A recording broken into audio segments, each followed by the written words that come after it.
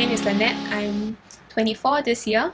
2 years ago, I had a bad fall and broke my back.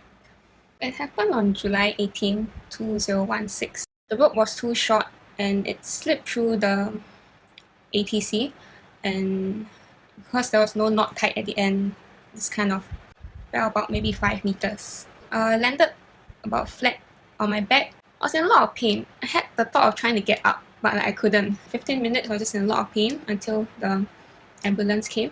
The doctor told me I had a burst fracture of my T12. Any movements would be quite dangerous and it might affect the spinal cord. When I heard that I had a fracture and I needed a surgery, I think I kind of like zoned out a bit and just started crying and couldn't really remember other things that happened.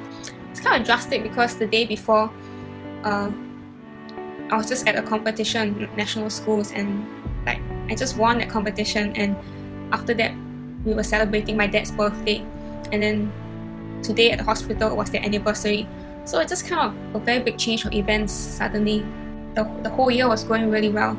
I was supposed to be headed for the Asian Champs in 2 weeks, and also World University Games in like 3 months or something, and then this happened. So I've just been competing a lot my whole life since young, and I mean, you work so hard for all these opportunities which don't come around that often, and then suddenly it's gone, you know. It's just quite disappointing, yeah, and frustrating. The next day after the surgery, the physiotherapist came to get me like out of bed. So the plan was to walk, but apparently standing up and just taking a few steps was really hard. I've run a marathon before. I run a lot, and then suddenly I can't really walk anymore, and it just becomes just really frustrating on myself to not be able to do things that I used to be able to do.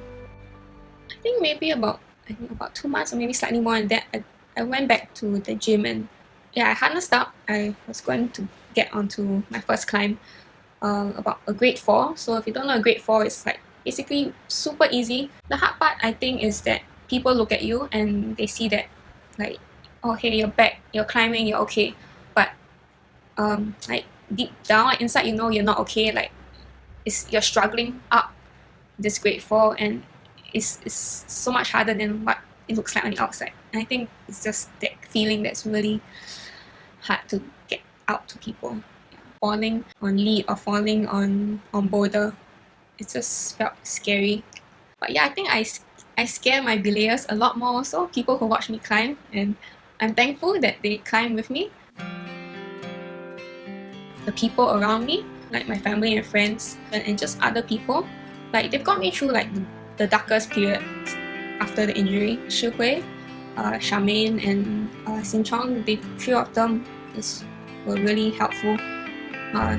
Once I got discharged, they were at my house almost every day, and they would come over with like food, and then we'll just go walk. Like we'll go walk around my house. After I started being able to climb again, they would climb with me, belay me. They know that they had to like safely like lower me slowly. If you have belayed me, you're one of the honored few who I've trusted. So thank you. I'm a lot better now after my second surgery. Like to not have a piece of metal in me makes me feel like I can afford to take the falls.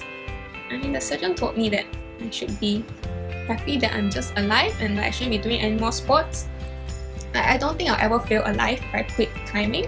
Like nothing makes me feel more alive than this passion. Transcend will be my first boulder comp in 2 years. I am really excited to be back with like all the girls and just out there having fun, feeling the sight from the crowd, and just see how it goes.